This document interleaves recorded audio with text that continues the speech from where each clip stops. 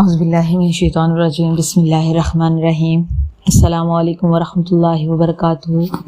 امید آپ سبھی خیریت سے ہوں گے اور ایمان کی بہترین حالت میں ہوں گی۔ آج ہم لوگوں نے سورۃ النجم سورہ نمبر 53 کی تفسیر پڑھنی ہے۔ سورت کا نام وجہ تسمیہ، اس سورت کا نام النجم ہے۔ اس سورت کی پہلی آیت سے اس کا نام ماخوذ ہے اور وہ آیت نمبر پہلی ہے۔ روش ستارے کی قسم جب وہ اوپر سے نیچے گرا، جس کا ترجمہ تھا۔ مفسرین کا اس پر اجماع ہے کہ یہ سورت مکی ہے۔ حضرت ابن مسعود رضی اللہ تعالیٰ عنہما نے فرمایا، یہ وہ پہلی سورت ہے جس کا رسول اللہ صلی اللہ علیہ وسلم نے حرم مکہ میں اعلان فرمایا۔ ترتیب نزول کے اعتبار سے اس سورت کا نمبر جو ہے وہ 23 ہے اور ترتیب مصحف کے اعتبار سے اس سورت کا نمبر وہ 53 ہے، یعنی 53 ہے۔ اس سورت کے نزول کا سبب یہ ہے کہ مشرکین یہ کہتے تھے کہ ہمارے نبی سیدنا محمد صلی اللہ علیہ وآلہ وسلم نے اس قرآن کو از خود بنا لیا، تو اللہ تعالیٰ نے سورت النجم نازل فرمائی جس کی آیت نمبر 3 اور 4 میں فرمایا گیا، وَمَا يَنْتِقُ عَنِ الْهَوَىٰ إِنْ هُوَ إِلَّا وَحْيٌ يُوحَىٰ، یعنی وہ اپنی خواہش سے کلام نہیں کرتے، وہ صرف وہی کہتے ہیں جس کو ان کی طرف وحی کی جاتی ہے۔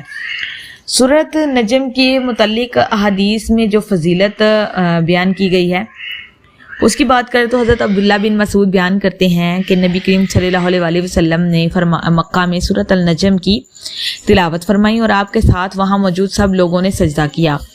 ایک بوڑھے شخص کے اس نے جو کچھ کنکریاں یا مٹی ہاتھ میں لی اور ان کو اٹھا کر اپنی پیشانی پر رکھ لیا اور کہا، مجھے یہ کافی ہے۔ پھر میں نے اس شخص کو دیکھا، وہ کفر کی حالت میں قتل کیا گیا۔ علامہ بدر الدین محمود بن احمد عینی حنفی متوفی نے لکھا ہے کہ اس بوڑھے شخص کا نام امیہ بن خلف تھا۔ یہ جنگ بدر میں کافروں کی طرف سے لڑتا ہوا مارا گیا تھا۔ امام ابو اسحاق نے سیرت ابن اسحاق میں لکھا کہ اس کا نام الولید بن المغیرہ تھا، لیکن اس پر یہ اعتراض ہے کہ اس کو قتل نہیں کیا گیا تھا۔ حضرت عبداللہ بن مسعود بیان کرتے ہیں کہ نبی کریم صلی اللہ علیہ وآلہ وسلم نے سورت النجم پڑھی اور اس میں سجدہ کیا۔ اس وقت وہاں پر جتنے بھی لوگ تھے سب نے سجدہ کیا۔ ایک شخص نے اس نے کچھ کنکریاں یا مٹی اٹھا کر اپنے چہرے پر رکھ لی اور کہا، مجھے یہ کافی ہے۔ بعد میں نے دیکھا وہ کفر کی حالت میں قتل ہو گیا۔ تو حضرت ابن عباس بیان کرتے ہیں کہ نبی کریم صلی اللہ علیہ وآلہ وسلم نے سورت النجم کا سجدہ کیا اور آپ کے ساتھ مسلمانوں، مشرکوں نے اور جنوں انس نے سجدہ کیا۔ علامہ بدر الدین عینی حنفی صحیح بخاری رقم الحدیث کی 1070 کی شرح میں لکھتے ہیں، محزمہ بن نوفل نے روایت کیا کہ یہ اس وقت کا واقعہ ہے جب رسول اللہ صلی اللہ علیہ وآلہ وسلم نے تمام اہل مکہ کے سامنے اسلام کا اظہار کر دیا تھا اور یہ نماز کے فرض ہونے سے پہلے کا واقعہ ہے۔ حتیٰ کہ جب آپ سجدہ تلاوت کی آیت تلاوت کرتے تو مسلمان سجدہ کرتے تھے، حتیٰ کہ رش کی وجہ سے بعض اوقات مسلمان سجدہ نہ کر سکتے تھے۔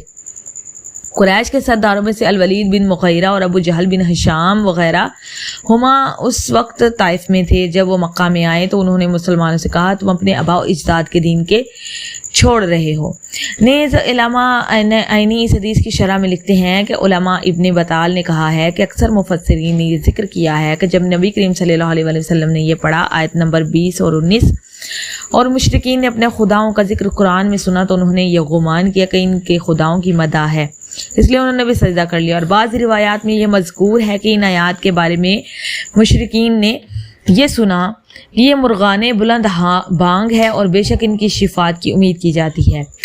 ایک قول یہ ہے کہ خود مشرکین نے یہ کہا تھا، انہیں یہ خطرہ تھا کہ کہیں نبی کریم صلی اللہ علیہ وآلہ وسلم ان کے بتوں کے ذکر پر ان کی مذمت نہ کرے، اس لیے انہوں نے بتوں کے ذکر کے بعد فوراً یہ کلمات پڑھے۔ دوسرا یہ کہ خود نبی کریم صلی اللہ علیہ وآلہ وسلم نے یہ کلمات پڑھے تھے اور ابلیس نے آپ کی زبان سے یہ کلمات کہلوا دیے تھے، اور یہ قول قطعاً باطل ہے کیونکہ ایسا کبھی بھی نہیں ہو سکتا تھا۔ اللہ تعالیٰ کی یہ شان نہیں ہے کہ وہ نبی کریم صلی اللہ علیہ وآلہ وسلم کی زبان پر شیطان کو مسلط کر دے، جبکہ اللہ تعالیٰ نے آپ کو ابلیس وغیرہ سے معصوم رکھا ہے۔ اس طرح یہ قول بھی باطل ہے۔ تو اس طرح یہ قاضی ایاز نے کہا کہ اس روایت کو کسی صحیح اور ثقہ راوی نے روایت نہیں کیا، اس کو ان مورخین اور مفسرین نے ذکر کیا جو صحیح اور ضعیف چیز کا ذکر کر دیتے ہیں۔ ان لوگوں میں غلط اور صحیح میں تمیز کرنے کی صلاحیت نہیں ہوتی، یہ لوگ اندھیرے راستوں میں بھٹکتے رہتے ہیں اور نبی کریم صلی اللہ علیہ وآلہ وسلم کی عصمت پر اجتماع منعقد ہے اور اس پر بھی اس قسم کی رذیل بات سے آپ منزہ ہیں، اور اگر ایسا ہوتا تو قریش مسلمانوں پر زبردست طعن و تشنیع کے حملے کرتے اور یہود اس کو نبی کریم صلی اللہ علیہ وسلم کے خلاف حجت بنا لیتے۔ جیسا کہ منافقین کی عادت اور مشرکین کے عناد سے ظاہر ہے کہ واقعہ معراج کی بنا پر اعتراض نہیں کیے گئے تھے، حتیٰ کہ بعض ضعیف مسلمان اس وجہ سے مرتد ہو گئے تھے۔ وہاں قبل سے ربط کی بات کریں تو سورۃ طور میں مذکور ہوا کہ جزا و سزا برحق ہے اور قیامت کے دن کوئی کسی عذاب سے کو دفع نہیں کر سکے گا۔ اب سورۃ النجم میں فرمایا گیا ہے خدا کی بارگاہ میں کوئی شفیع غالب نہیں جو کسی کو عذاب الہی سے محفوظ رکھ سے، نہ لات و مناتو اور عزی اور نہ فرشتے، اور نہ یہ پکار کے لائق ہیں۔ مقاصد و مضامین کی بات کریں سورۃ نجم کی تو اس صورت میں یہ ثابت کیا گیا ہے کہ رسول اللہ صلی اللہ علیہ وسلم اللہ تعالیٰ کی طرف سے جو احکام اور خبریں پہنچاتے ہیں آپ اس میں صادق ہیں، آپ اپنی طرف سے کچھ نہیں کہتے، آپ وہی کہتے ہیں جو اللہ تعالیٰ کی طرف سے آپ پر وہی نازل فرمائی جاتی ہے۔ یہ قرآن اللہ تعالیٰ کی وحی ہے جو حضرت جبرائیل علیہ السلام کی وسطات سے آپ تک پہنچی۔ اس میں نبی کریم صلی اللہ علیہ وسلم کا اللہ تعالیٰ سے انتہائی قرب بیان فرمایا ہے، حتیٰ کہ آپ اللہ تعالیٰ کے اتنے قریب ہوئے جتنی وہ کمانیں ایک دوسرے کے قریب ہوتی ہیں، یہاں اس سے بھی زیادہ جس طرح ایک کمان کے ایک دوسرے کے قریب ہوتے ہیں اس سے بھی زیادہ۔ اس میں یہ بتایا گیا ہے کہ نبی کریم صلی اللہ علیہ وسلم نے اللہ تعالیٰ کو سر کی آنکھوں سے اس طرح بے حجاب دیکھا کہ آپ کی نظر بہکی نہ حد سے بڑی۔ اس میں مشرکین کے بتوں کی خدائی کو باطل کیا گیا، اس میں مشرکین کے اس قول کو باطل کیا گیا کہ لات، عزا اور منات اور فرشتے اللہ تعالیٰ کی بیٹیاں ہیں۔ اس میں مرنے کے بعد دوبارہ زندہ کیے جانے اور حشر و نشر کو ثابت کیا گیا۔ نبی کریم صلی اللہ علیہ وسلم کی بعثت سے پہلے جن امتوں نے اپنے نبیوں کی تکذیب کی اس کے نتیجہ میں ان پر جو عذاب آیا اس کا بیان کر کے اہل مکہ کو ڈرایا گیا۔ یہ قرآن انبیاء سابقین علیہ السلام پر نازل شدہ کتب اور صحائف کا مصادق اور اس کا ذکر ان صحائف میں بھی موجود ہے۔ تو یہ تھی سورۃ النجم کی بہت آسان سی تفسیر جو کہ میں نے آپ لوگوں کے سامنے پڑھی ہے۔ امید آپ لوگوں کو سبق آسانی سے سمجھ آ جائے گا۔ دعا میں یاد رکھے گا، انشاءاللہ اگلے سبق کے ساتھ حاضر ہوتے ہیں۔ السلام علیکم ورحمۃ اللہ وبرکاتہ۔